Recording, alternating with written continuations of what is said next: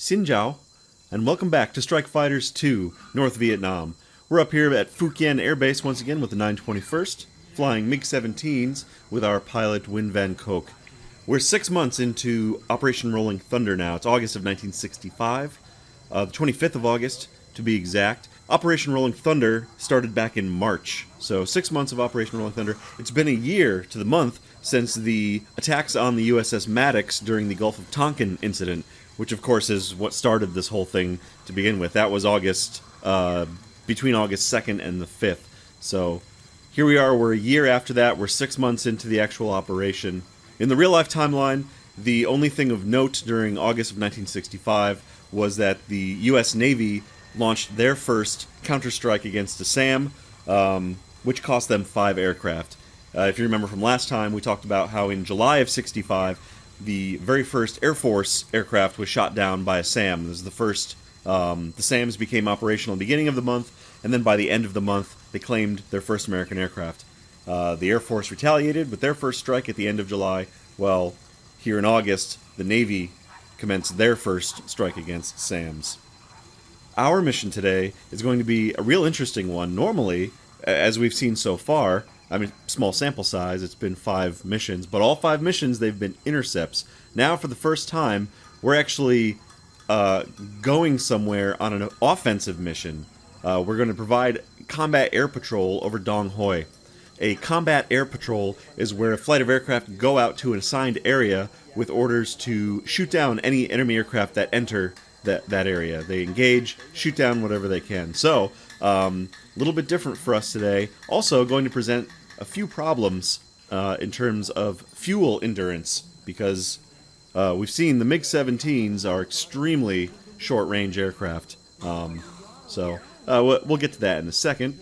Call sign today is going to be Denver. I'm taking 8 MiG-17 Fresco A's. I bumped it up to 8 full aircraft. It worked out really well in the last mission, providing lots of protection for each other. Now we're going out to a place to actually shoot down, to go on the offensive and shoot down American aircraft, so I want as much of the squadron with me as I can. Takeoff time is going to be 12:20 in the afternoon.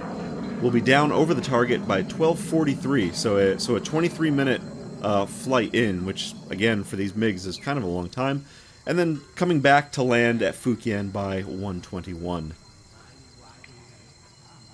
Here's our loadout for today. I'm back in aircraft 1030, Lucky 1030. We've used this aircraft the entire campaign so far, with only light damage received on a couple of occasions.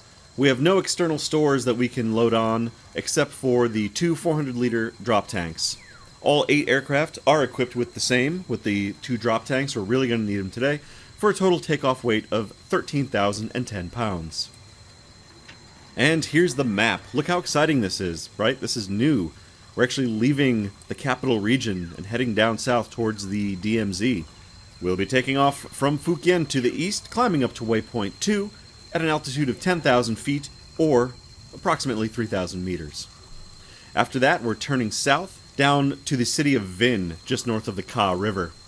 We're staying over the land and not cutting out over the Gulf of Tonkin because we want to maximize our distance away from any American picket ships that might be out in the Gulf. Red Crown is out there somewhere. Random picket ships may be screening the carrier fleets out at Yankee Station. We just want to, we want to stay as far away as possible to avoid any sort of SAMs fired at us from ships. So we'll stay over land.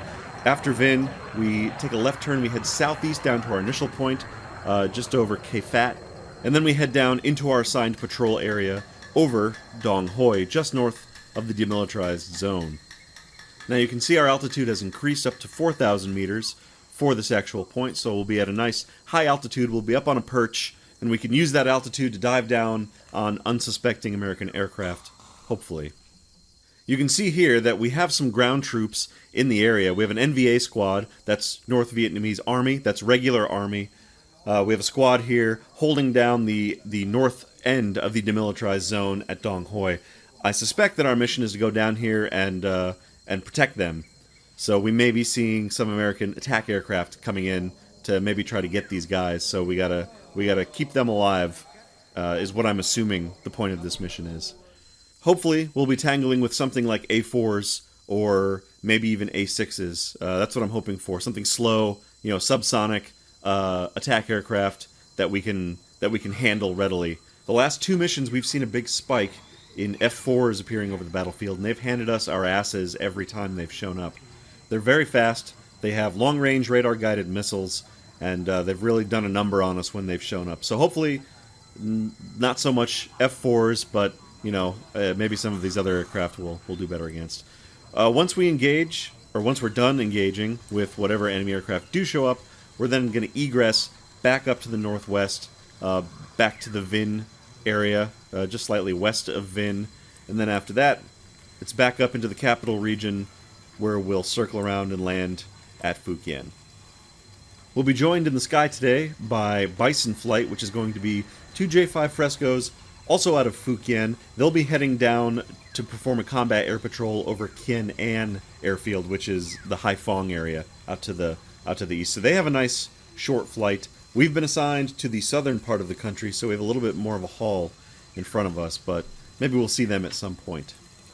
Over to the roster, it's going to be pretty full today. We're taking, again, a significant percentage of the squadron up on one flight. I'm in Denver 1. My wingman is going to be 2nd Lieutenant Du Coc Toi. Leader of the 2nd Element, 2nd Lieutenant Bui Hu Tai. And his wingman in the 2nd Element, Denver 4, 2nd Lieutenant Pham Hung Tong. Leading the second flight is going to be the squadron CO, once again Lieutenant Colonel Tai Kang Phuc, who got some kills in the previous mission. His wingman will be Major Vo Juan Tuong. Leading the 2nd Element of the second flight, Captain Do Kien Huan, and his wingman, which will be Denver 8, Lieutenant Win Trong Yao. Our other ace in the squadron, 2nd Lieutenant Cao Van Trong, who we've taken on several missions with us now. He's the other ace, 6 air-to-air kills. You can see his condition is less than 60, so we're giving him the day off. No need to send him out in a fatigued state where he might make a mistake and then we'll lose him. This is a communist state. Propaganda is extremely important to lift the spirits of the populace, so we need to make sure that we keep our heroes intact, so we don't want to be losing our aces unnecessarily.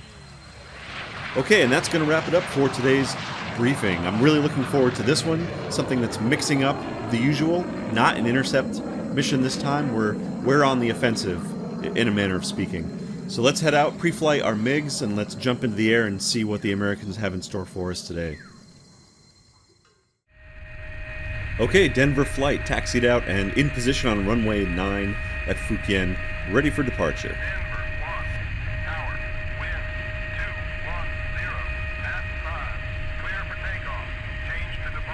And there we go, we've got clearance for takeoff, full power, VK1 engine spooling up to full power.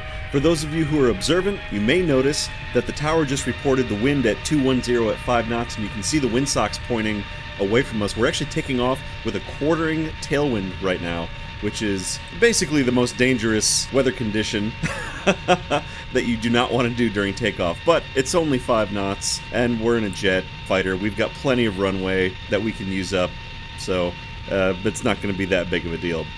We're rotating just in front of the control tower, lifting off the pavement here at Phu Quyen, retracting the gear. And with the lights off indicating they are safely locked and tucked away, I bring the flaps up. Looking out once again to the right over the city of Hanoi, you can see the Bac Mai Air Base just off to the south end of the city. That is the airport that we made the crash landing in the very first mission here with the MiG-17. Had to come plowing in with only one main landing gear. Okay, so just like last mission, we have 8 aircraft that we have to get airborne and formed up, and that's going to take a little bit of time. So I'm going to climb up to a medium altitude, and then we're going to run the racetrack. We're going to do the traffic pattern, pull the engines way back to conserve as much fuel as possible, and then we'll let all of Denver flight get airborne, get up on my wing. Okay, 1,500 meters is coming up, and that looks pretty good. I'm going to pull the power back, down to 400 liters per hour, begin my turn to downwind. We'll stick around here at 1,500 meters. That's a good enough number, I think, equivalent approximately to 5,000 feet, if you're doing the math.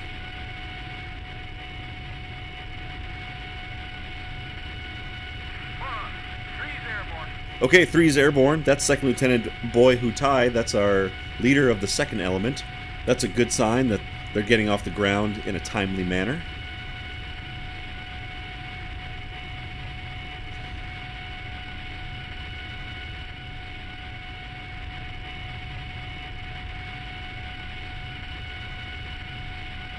And rolling out on downwind.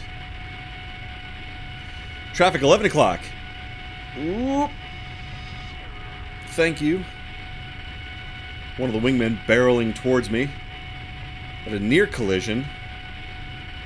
Luckily we just nosed up and he passed harmlessly underneath, but boy, that was close. That was probably my number 2. That was probably Denver 2, I think. Because I don't think 3 would have gotten here already, but it could have been. Crazy drunk drivers. Oop, there's somebody else coming. Is he going to hit me too? Nope, there we go. He passed safely underneath. And he's now behind me. Okay, yeah, that was Denver 3. So, it was Denver 2 that almost clipped us. Trying to get in formation. Here's Denver 8 on the ground. You can see that there's still, he's still third in line for takeoff, so we have a little bit longer to get everyone airborne. And here goes 6, just making his takeoff roll now. Here we are, we're well past Phuc Yen now. We're just hitting, well actually we're already past the 45-degree mark on the runway there, so we're already flying an extended downwind. I don't want to go too much further. We'll probably go down and make the turn to the left here over the city of Viet Tri.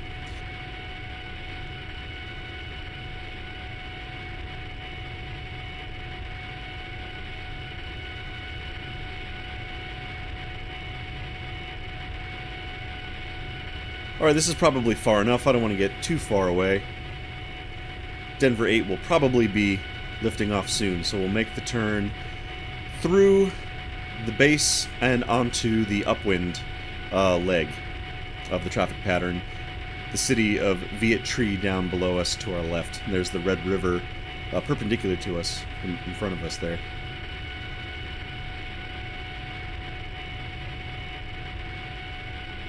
And there's Phuc Yen out at the 9, 10, 11, almost 12 o'clock now, as we're rolling out on upwind.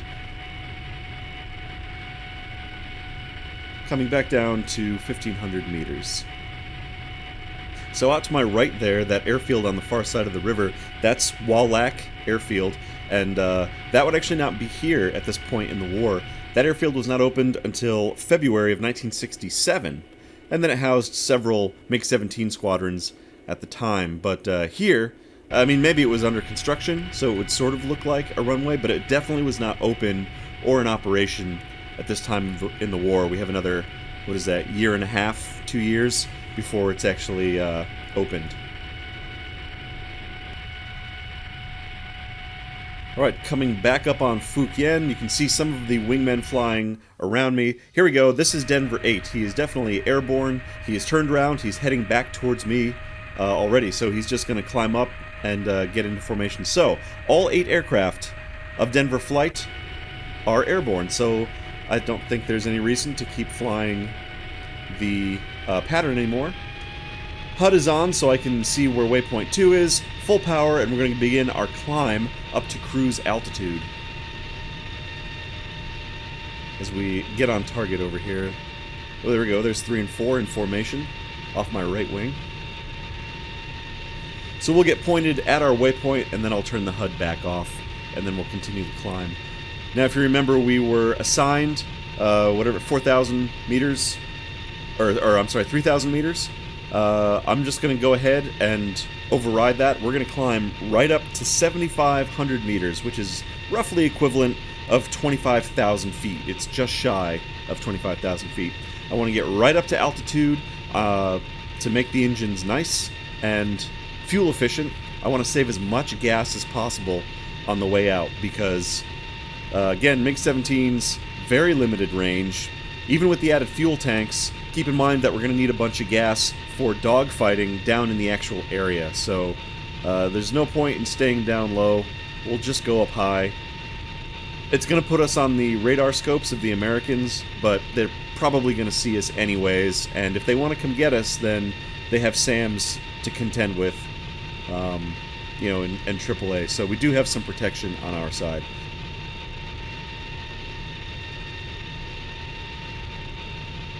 There's Nam Dinh out at our 11 o'clock in the distance. Well, while we're climbing to altitude, let's go ahead and start talking about today's topic, which is the North Vietnamese leader, Ho Chi Minh. And then we'll check back in on the south side of Vinh as we're heading into our initial point, down towards Dong Hoi. Ho Chi Minh was the leader of North Vietnam and lifelong champion for Vietnamese independence. Writing about him is not a simple task. He has many biographies, and they often have contradictory information. Even his birth date and where he was born is not known with certainty. He used possibly up to 200 pseudonyms over the course of his life. Ho Chi Minh itself is a pseudonym, translated as He Who Enlightens or as Bringer of Light. Revolutionaries often adopted such aliases to disguise their true identities because they feared their families would be persecuted. It was also common for communist leaders to exaggerate their revolutionary credentials, falsely claiming that they had participated in revolts or demonstrations, all for propaganda purposes. Even now, the Vietnamese government bans any material that discusses any relationships that Ho Chi Minh had. The party maintains the fiction that he had no romantic relationships with anyone during his lifetime, in order to present his image as father of the revolution and married only to the cause. Despite this wide disparity of information, most historians have settled on what they feel is most likely the truth about Ho Chi Minh's life. He was born under the name Nguyen Van Coc in 1890 and grew up just outside of Vinh. Though poor, he received a French education. In 1911, at the age of 21, he sailed out of Saigon as a cook on a French freighter. He visited many ports, including New York and Boston, and he lived in London for most of World War I. In 1917, he moved across the Channel to France, working odd jobs and joining the French Communist Party in 1920. He was already an outspoken activist for Vietnamese independence from French colonial rule, and he was greatly inspired by the Soviet Revolution and Vladimir Lenin's anti-imperialist writings. Ironically, though, Ho was equally inspired by the United States. He saw direct parallels between America's fight for freedom and Vietnam's. He admired President Woodrow Wilson, and he was sure that Wilson would be a friend to a small country in need of independence. Unfortunately, this was not at all the case. When World War I ended, the delegates to the Treaty of Versailles had no time or interest in French Indochina, or in curbing colonialism, and Ho Chi Minh and his small party for independence was soundly ignored. After this crushing blow, Ho Chi Minh spent the 1920s and 30s traveling to Moscow, Hong Kong and South China, Brussels, Paris, and Thailand. Under the direction of Moscow, he helped create the Indo-Chinese Communist Party and began organizing revolutionary action against the French in Vietnam. He had to flee Hong Kong to avoid French and British police after France placed a death sentence on him.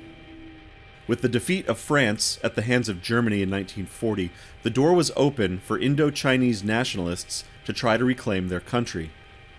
Ho Chi Minh was not naive, but he wanted so badly to believe the idealism of the Allies' Atlantic Charter of 1941 that he let himself be duped once again by Western policy.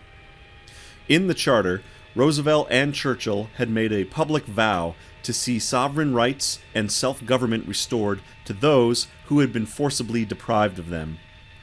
These were fine words of liberty, but Ho Chi Minh didn't realize that they basically meant France, and small countries that the Allies didn't care about need not apply.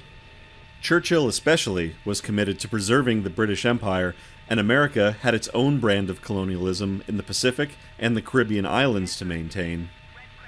In 1941, Ho Chi Minh crossed back into Vietnam from China, with several others, to form the Viet Minh. The Viet Minh fought a guerrilla resistance against the Japanese occupation of Vietnam.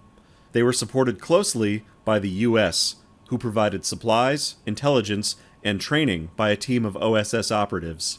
The OSS was the forerunner of the CIA, and not only did the Americans proudly serve with their future enemies, an OSS medic personally saved Ho Chi Minh's life, treating him for malaria and dysentery.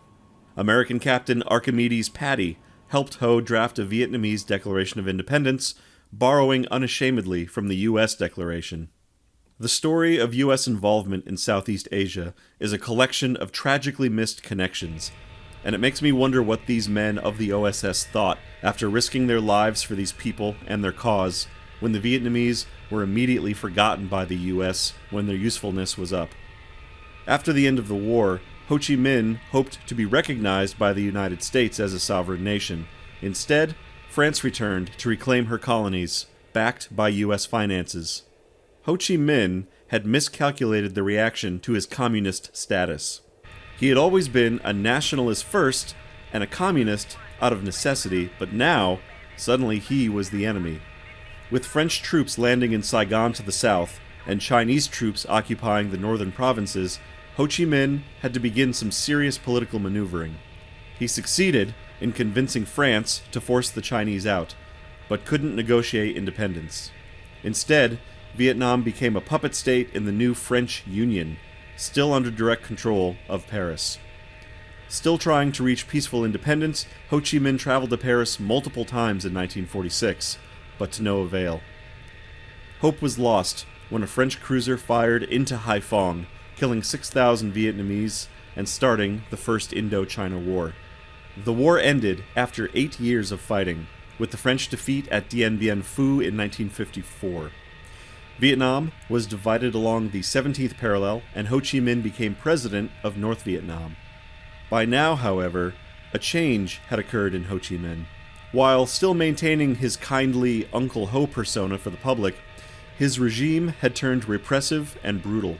More than 14,000 civilian villagers were executed around the country in 1955 and 56 during attempted land reforms.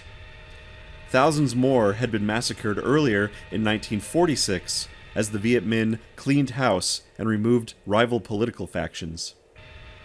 Whether this was Ho Chi Minh himself becoming disillusioned or a sign that he was losing power internally to more radical communists is hard to say. Even if his domestic policies were shifting, his skill at diplomacy remained razor-sharp. Relations were declining rapidly between China and the Soviet Union, so Ho Chi Minh had to skillfully maintain a balance between his two powerful benefactors. Even though undeclared war broke out in 1969 over a border dispute, both China and the Soviets continued to supply Vietnam throughout the Vietnam War, no doubt a tribute to Ho's skill. Reuniting the Vietnamese country always remained Ho Chi Minh's top priority, and by 1959, the North was aiding the Viet Cong in the South, as they fought the US-backed government there. As the 1960s progressed, Ho's health was failing. He remained as the public head of the nation, but as he became less and less active in the government, he became more of a figurehead. While not the subject of personality cults, such as Stalin or Mao, he was nevertheless a symbol to his people. For the divided Vietnamese nation in a civil war, Uncle Ho represented the unity of a kindly father figure that could bring the family back together. Ho Chi Minh died on September 2, 1969, at 79 years old. Still an inspiration to his people after his death, when Saigon fell to the Communists in 1975, it was renamed Ho Chi Minh City in his honor.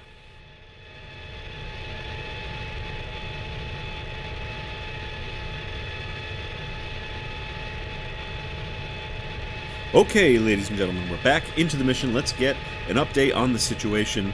We are on the wing leveler. We're headed to waypoint 4 to the south. We've just crossed over Vinh and the Ka River. We've got F4s detected incoming off to our left. They are 35 miles out. The eagle-eyed viewers will once again have noted that the flight is being led by aircraft 100 of VF-92, which is the very aircraft I'm flying over in the Navy campaign. Now, this is not Commander Horner here, At this point in the war, that would be Ensign Horner, and he's off flying A1s somewhere, but in this same region. Still, funny coincidence that one of the aircraft from one of my campaigns is now going to try to shoot down my aircraft from one of the other campaigns. Okay, those Phantoms have closed to 25 miles, 10 o'clock high, and they're pointed right at us, so they are moving to intercept. The thing we have to worry about is their Sparrow missiles loaded on board. They have a range of 16 nautical miles, so they're going to be closing that gap very quickly. Oh yeah, look at this guy. Shit, he's got the cans lit. They are coming after us with a vengeance. I think the best thing to do at this point is going to be to dive down to treetop level, so let's go ahead and there's autopilot's off, nosing over, keeping the throttle up. We got to keep the speed up. I want to zoom, dive down towards the ground, turn inland just a little bit, keep us over the ground, close to any defenses that might be in the area. Of course, I don't want to overspeed the aircraft either, so we'll pull back a bit, but I want to make sure that the speed is up. There we go, he's nose down. This should be confusing their radar now. They should be cluttered up with some ground return as we're underneath them. We're between them and the ground. F4's radar, not that advanced yet to be able to track targets like us, so I think we've bought a few extra seconds. We're getting a call for more bogeys, 11 o'clock, only 10 miles. Primary target is F4 Phantoms, closing in at the 11 o'clock. Motherfucker. Oh shit, we've got 2 flights of F4s against our MiG-17s that don't even have afterburners. Ugh.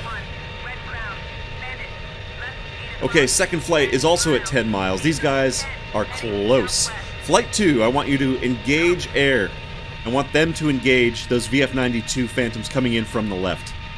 This is why I brought so many aircraft. That'll be 4 MiGs going off to the left. My flight is going to keep on keeping on, and then we're going to engage these primary target F4s. And hopefully we can just get them all into one big furball and get them close, and they can't use their radar missiles on us. They haven't been able to yet. Look, here's the VF-92 F4 still coming at us. Full afterburner, hasn't fired yet, so ground clutter definitely fucking up their day right now, because they cannot get a good lock on any of us. They're circling around behind us.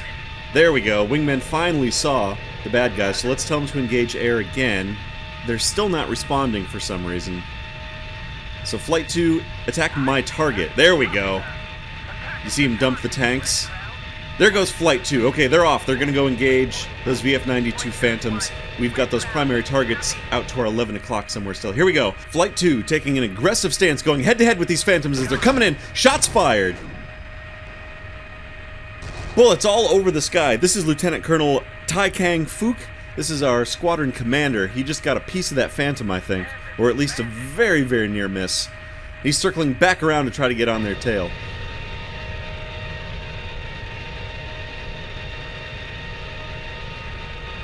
Where is our nearest threat? Okay, so 6 o'clock, 6 miles.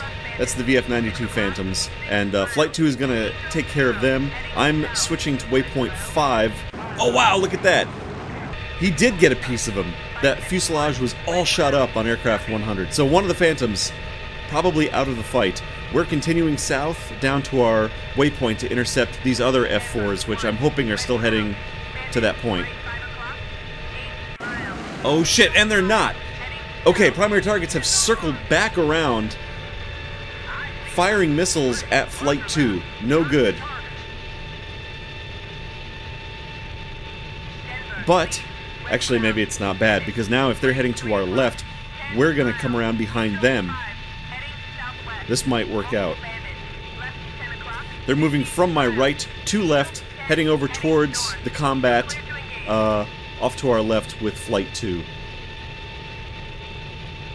I'm going to lead Flight 1 around behind them, where they're still 7 miles away though, so heading back north, maybe we'll cut inside their flight path here. Alright, I'm going to split up the flight. Denver 3, attack my target. That's Second Lieutenant Boy Hutai. He's going to lead him and his wingman off against that target. Here we go. Here's a closer F4 right off to the right of the canopy. I'm going to take me and Denver 2 off, try to engage this guy. And they're getting missiles into the mix. I think it's time to dump the tanks. I'm going to need all the speed I can get. So there they go. Fuel tanks jettisoned. They are away. And here's this F4. He's circling around.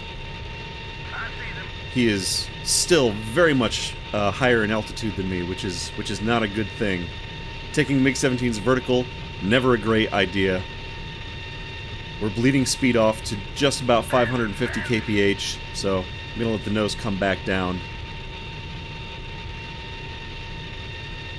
The F4s have the speed and the power on me, so climbing up to get them, not a great idea. But look at that, down to the right, I see 4 aircraft in a mix.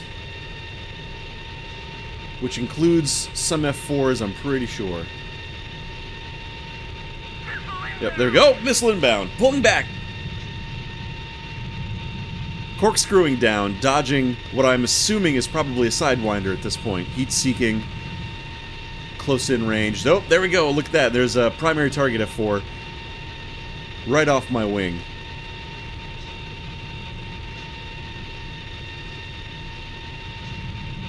Oh wow, he's pretty close. Oh, he's got the burners lit though. This guy's just gonna walk away from me. Ugh.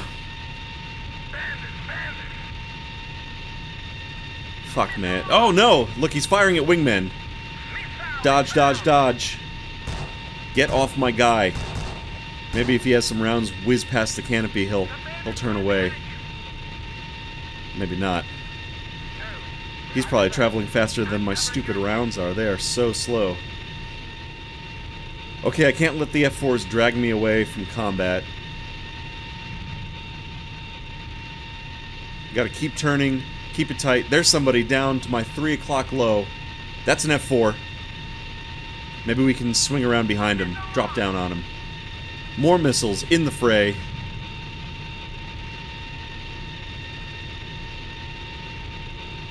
This is actually a really shitty situation, these F4s tangling with us. They have the upper hand. I don't know how the fuck we're gonna do this. More missiles going out towards my guys. And another. Right off that F4 that we're following. I'm watching him come off his wings. There's a third! Oh, and that's another F4 crossing in front of him. Fuck! And we lost a wingman. Somebody's been hit. Where? Can't see where he is, but the wingmen are firing at somebody too, so I mean we're taking hits, but we're giving hits back. There's another Phantom crossing right in front, close range. And there goes another missile right off of him. Stop! Trying to dissuade him with my cannons again. Wow, you can see that missile arcing through the sky, trying to track something, but I think it's a miss.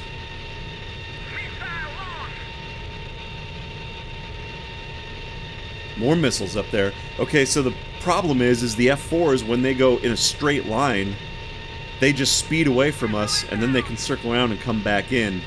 So we have to somehow convince them that they want to tangle with us. They want to get in a turning fight. It hasn't happened so far yet, though. We still have 7 MiG-17s, I believe. Let's see if Red Crown has any additional planes they can send our way. Nope, I guess not. Bison Flight was up somewhere. I mean, I guess they're technically way up north.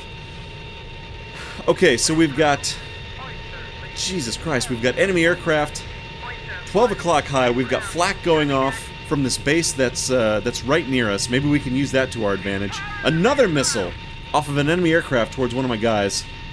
But look at that, somebody's in a head-to-head pass with this guy. Wow! That was great. Somebody was right in perfect position. I don't know if he got any hits, but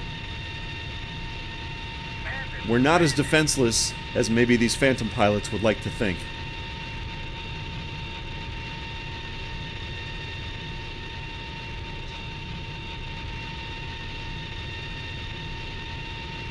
Okay, oh, look, okay. Here we go. Look, this guy's pulling back. He's in a sustained turn to the right. Maybe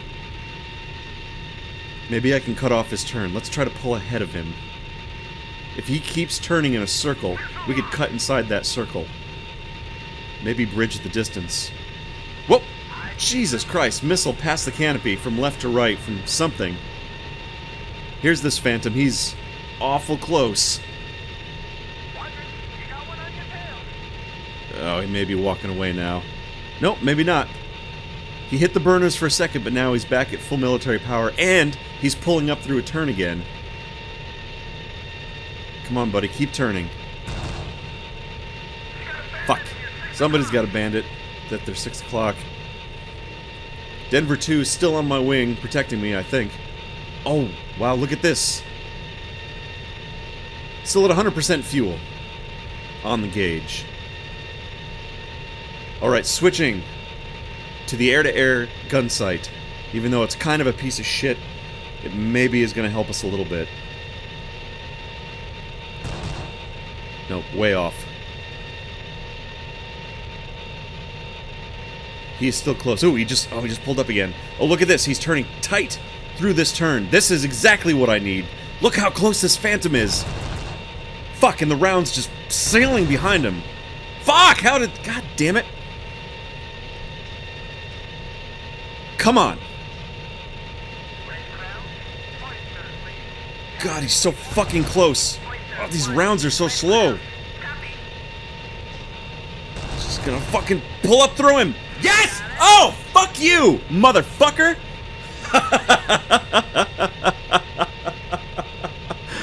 Holy shit, we just clipped his tail off. I just got an F4 Phantom kill with a non-afterburning MiG-17. Look at him going down.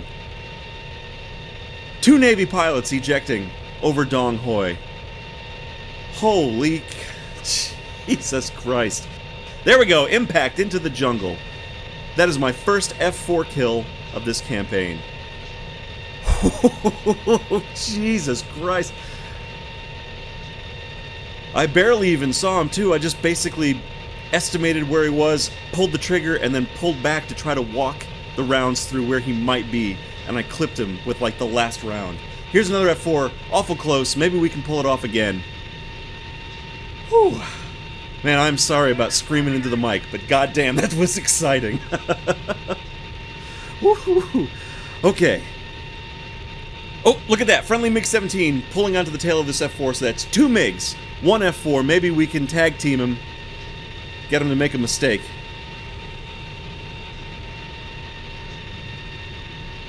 Vapor trails coming off his wingtips. He's pulling some heavy G's. Oh, he's got me in a nose-up attitude, though. Or I'm going to back out of that. We got to keep the speed up. If he keeps turning, I'll turn under his turn and not commit to a vertical fight, because that's no good. But yeah, look at this. This guy is pretty close again. Oh, shit. Are you straightening out? What are you doing, guy? I hear friendly MiG engine somewhere nearby. Okay, get out of the vertical. All right, he's getting away. Oh, there we go. There's a close one right off 9 o'clock high there with a MiG-17 engaging him.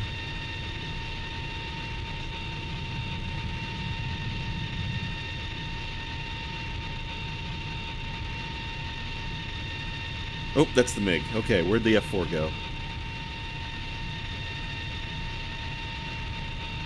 We'll just cover this guy's 6 for a second. Oh.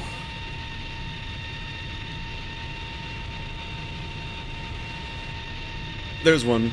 Crossing in front of the nose, right to left. Somebody getting some shots off.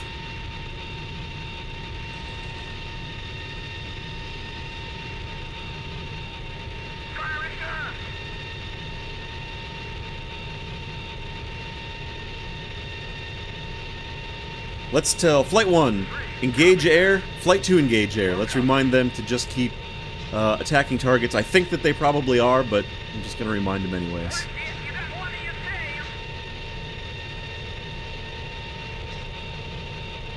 We're getting pretty low to the ground now. You'll notice I keep tucking under in a lot of these turns to try to keep my speed up.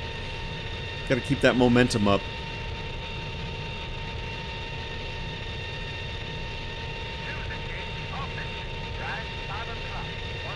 Denver 2 is engaged with a bad guy, which means he's not on my tail and he might need help. So let's go find him. Here we go. That's Denver 2 is targeted. He's off to my left.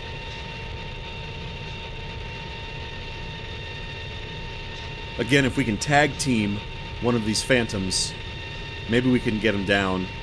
And if not, I can at least cover his tail. Here we go, looks like he's in some sort of scissors maneuver or something. Oh no, that was two MiG-17s. Where's the guy he was engaged with?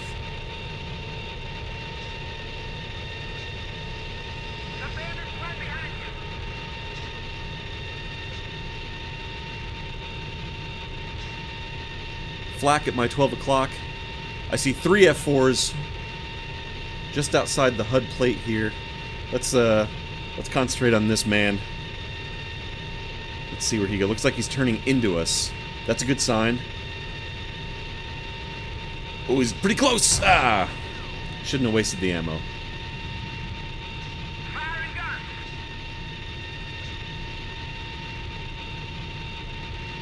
Alright, looks like, I think that's Denver 2. He's turning in on him. Oh, he's firing.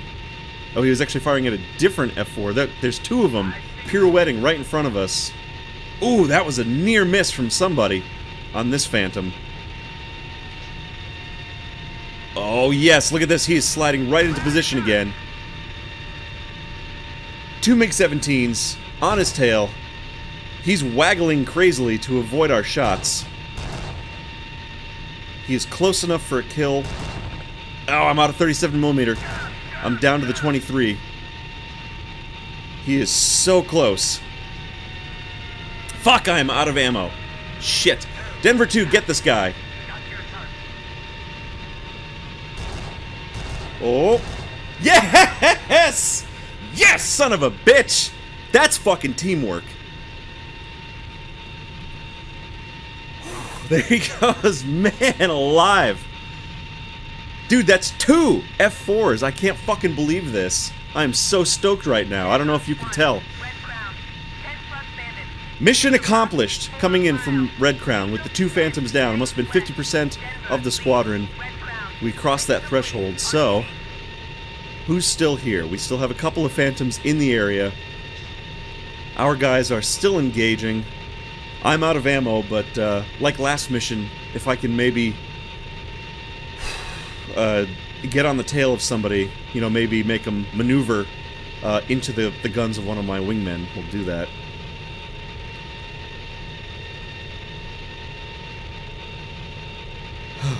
MiG-17 off at my 1 o'clock, climbing towards enemy targets. I'm down to 70% fuel. Ugh. Which is not a great thing. We still have to fly all the way back up to Hanoi.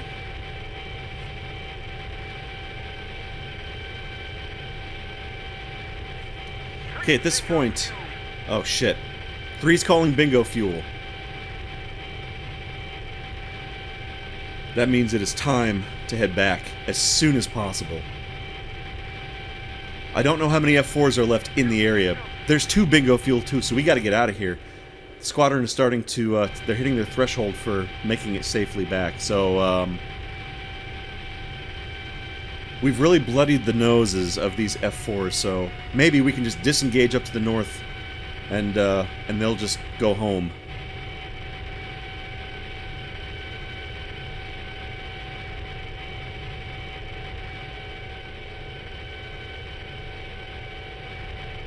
Oh, there we go, we have some sort of base, out at my 1 o'clock. Let's head towards that and get some flak cover from them. I'm gonna get real low, signifying that I'm just disengaging and keeping me off the F4's radar at this point. I'm just gonna get out of here, and then looks like Denver 2 is with me, and then we've got a bunch of the guys down south. And maybe I'll just organically let them disengage when they feel it's appropriate.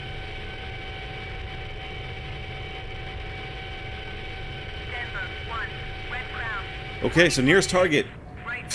Look at that. He's 20 miles out already, and he is bugging out to the east. It looks like the guys are following him out towards the coastline. That's probably not necessary. Cause look, he's had enough. He is getting the fuck out of Dodge and picking up flak for his troubles too. And he's still the closest, so guess what? Denver flight. Wrap it back up. Get back on my wing.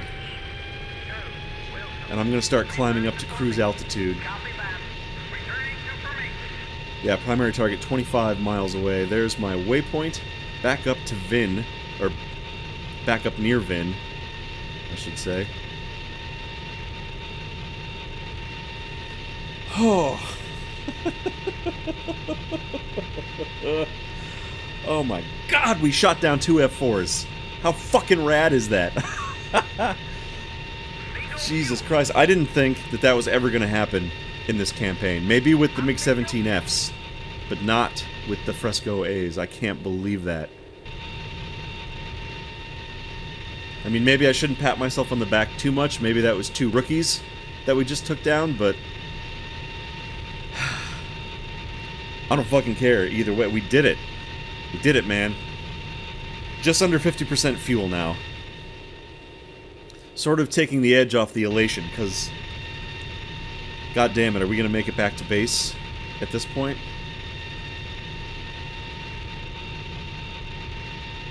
Just crossing 5,000 meters on the way back up to probably 7,000. If I can get back up to that cruising altitude, pull the power way back. I know, man, everyone's on bingo fuel. That's why we're trying to get out of here. Worst case scenario, if I run out of fuel and flame out, I'll have 5,000 meters, or 7,000 meters of glide altitude, you know, to deal with. So, look at, we're down to 40% already. You know, the gauge doesn't move for a while on the internal fuel. It tells you that you have 100%, and then it makes you feel real good about things. But then as soon as it starts moving, it drops like a rock. So it's not real consistent in the way it reads. It's a bit of a problem.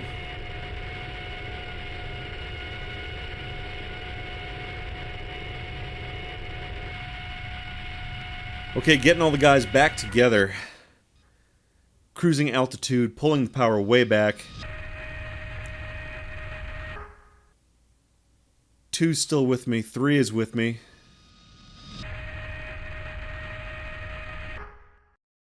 4, Denver 4 got shot down. Here's Lieutenant Colonel Ty. He's still with us. His wingman, still good. Leader of the 2nd element. So there we go. So in that engagement, we only lost Denver 4. 1 MiG-17 for tussling with 2 different flights of F4s.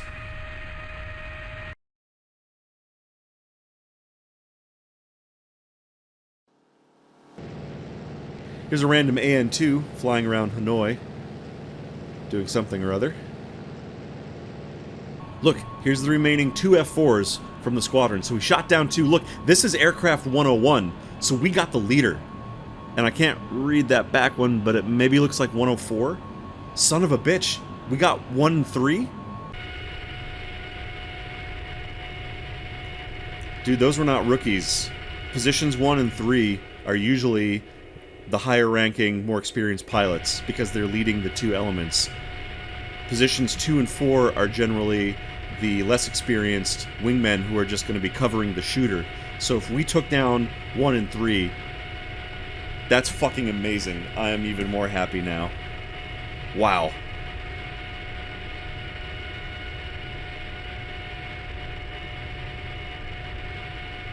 Oh man, okay, well, again, fuel down to 30%.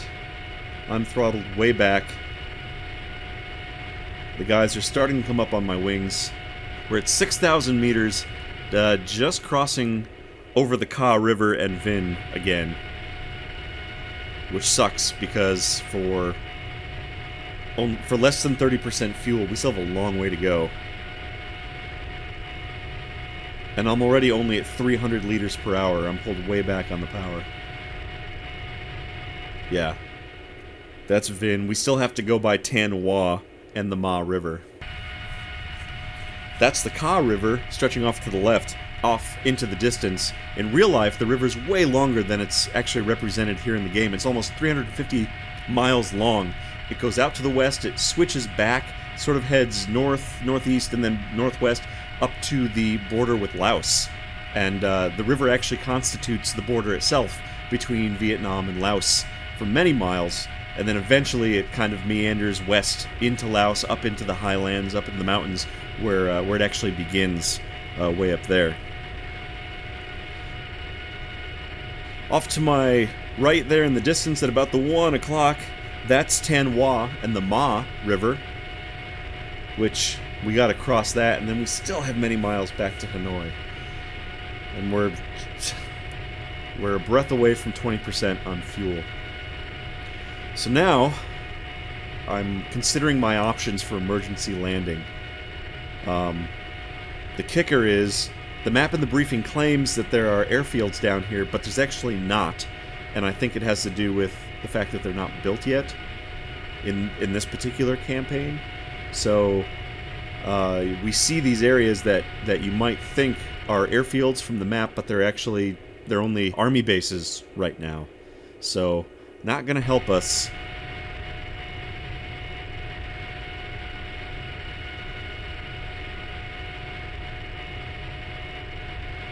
I may be able to glide further north. God, I'm just looking around. I don't see any runways coming up, and I don't know when the next one is.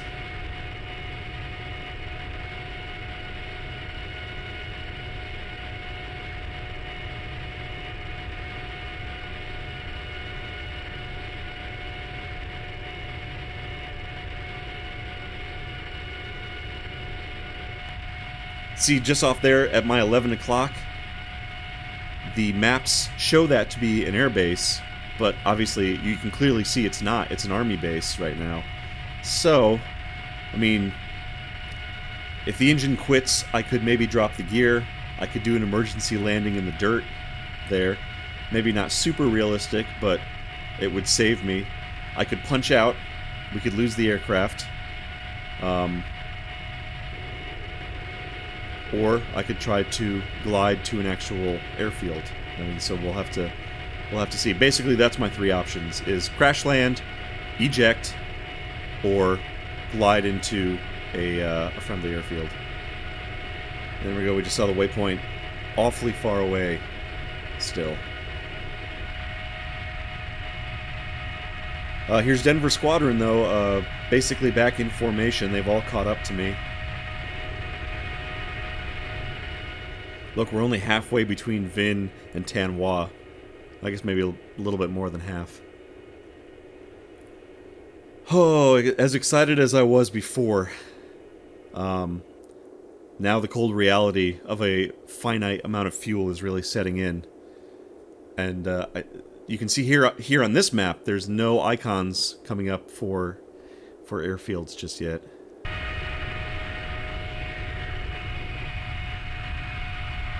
Yeah, see, that's maybe an airfield in the future, one of the future campaigns, or later in this campaign, I guess I should say, because this Rolling Thunder is all one campaign for the VPAF missions.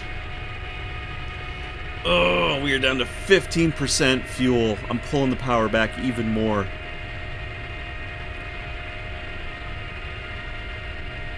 We got the red light of death on. If I have to just pull this thing back to just above stall speed, I will. Kind of sucks though, right? There's a sweet spot between how slow do you want to go. The more you pull the power back, the more fuel that you save, but then there's definitely a point where you're still not efficient because you're now going so slow that you're not going to make it anywhere by the time the fuel runs out anyways, so gotta find that sweet spot. Alright, over the Ma River, Tan Hoa beneath us, Ninh Binh ahead of us out in the distance. There's another base out to the left of Ninh Binh, which is, again, still not helpful. Oh man, I'm not going to sacrifice these guys. Denver Squadron, return to base if fuel allows. Just go ahead and do it now, guys. There they go. So they're going to head out to the left, out to the northwest a bit, back to Hanoi.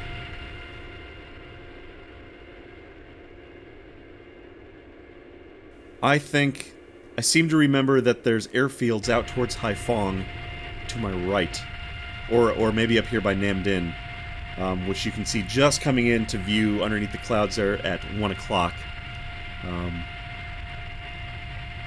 The river running through it there. So Yeah. Damn. So Denver's off on their own. Hopefully all the wingmen will make it back to base with no issues. And I'm on my own. If I can get to a closer airfield, I will land and then maybe take on fuel. There's one, finally, just out beyond Nam Dinh, just south of Hai Phong.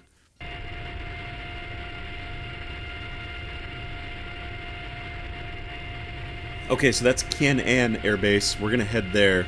It's ever so slightly closer than the actual Hanoi area airfield. You can see up there at the top of the map, Dong Suong has just come into range, or just come into view.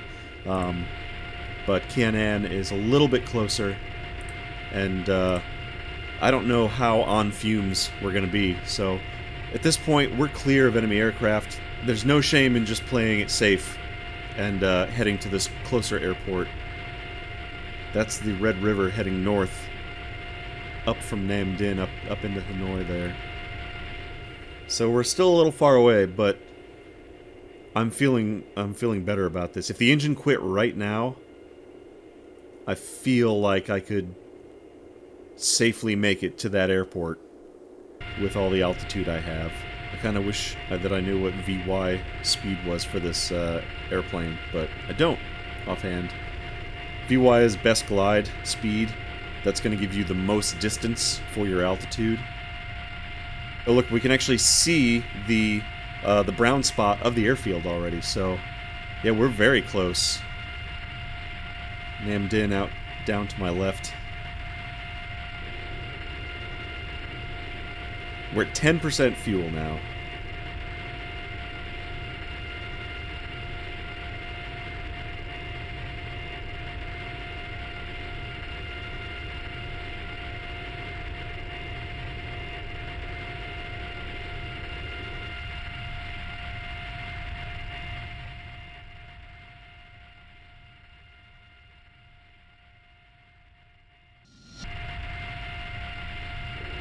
Pull the power back even more. Actually, we're going to pull it to idle, begin our descent. We'll begin a nice, easy descent. So I still have plenty of altitude. Don't want to come up short. That'd be no good. So nice, easy descent. We're saving tons of fuel now, because I got the throttle back against the stops.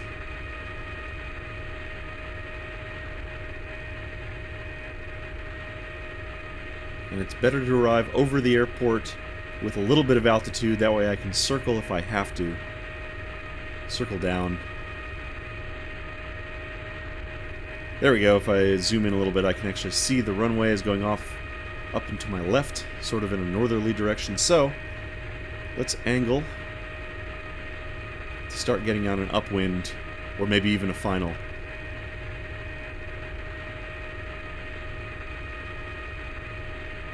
There we go, popping into view. We're getting close now. So Hanoi is way out there, just on the horizon. I maybe could have made it, but I don't know. Maybe not. I'm definitely gonna make Kien An here, so this is still the better choice. I'm okay with it. City of Hai Phong out beyond it with its busy port. The most important port, actually, to North Vietnam. Alright, we're coming down. Look at that, with the throttle idled, we're just maintaining 10%. It's barely sipping any fuel. That's good to know.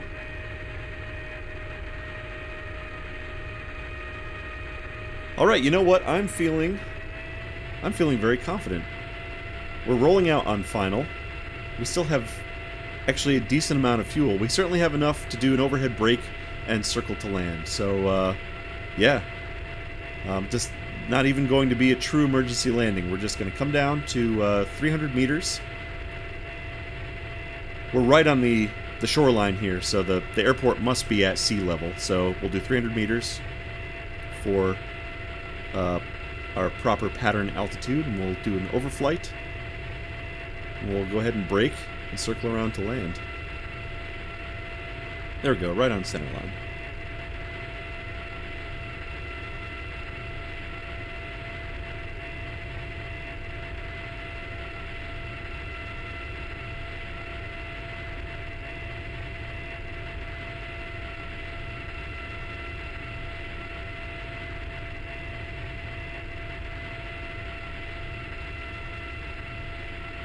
Over the airfield now.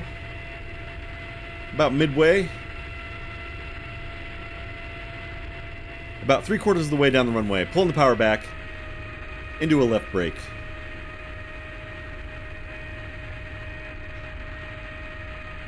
Nice, easy circle around to downwind. There's 400 kph, so we're under gear speed, coming down to flap speed. If the engine quit right now in downwind, I'd have no problems gliding to the runway. So I feel very safe and confident at this point. We're at about 6 or 7% fuel.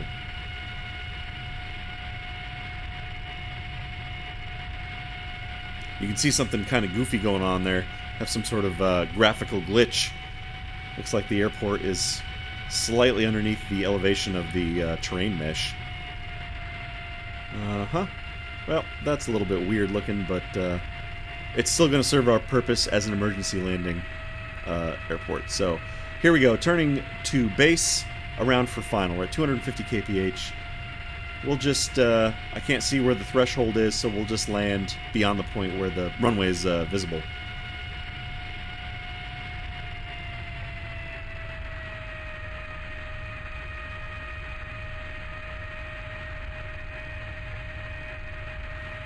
There we go, settling over the center line, coming down to 200 kph. A little bit of stall buffet. Oh, a tad of a float. Nuts. Come on, buddy, settle. There we go. Better late than never. And air brakes out. We're going to coast to a stop as the last drops of fuel slosh out of my fuel tanks here.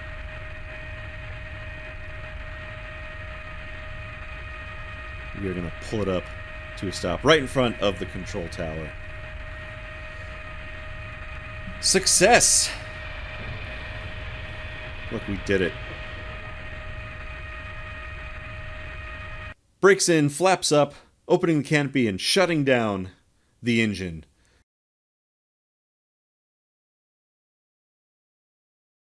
Look at that, 5% fuel we landed with.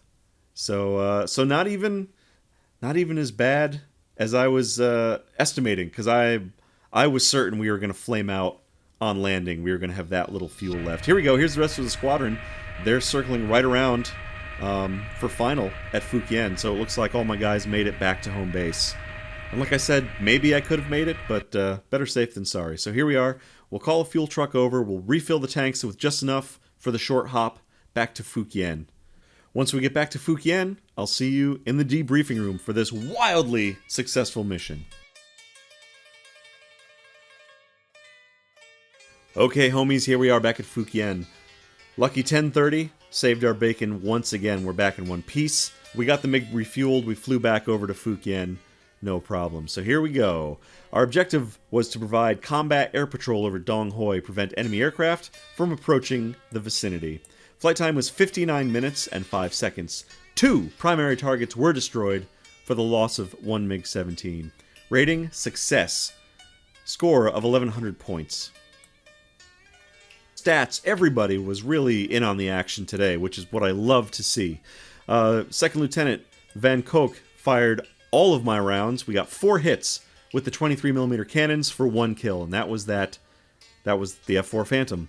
Crazy, right? An F4 Phantom kill. We were somehow able to shake that guy up enough to start pulling into these turns with us, and it worked out exactly how I hoped it might work and never believed that it would. So there we go. 1 kill for me.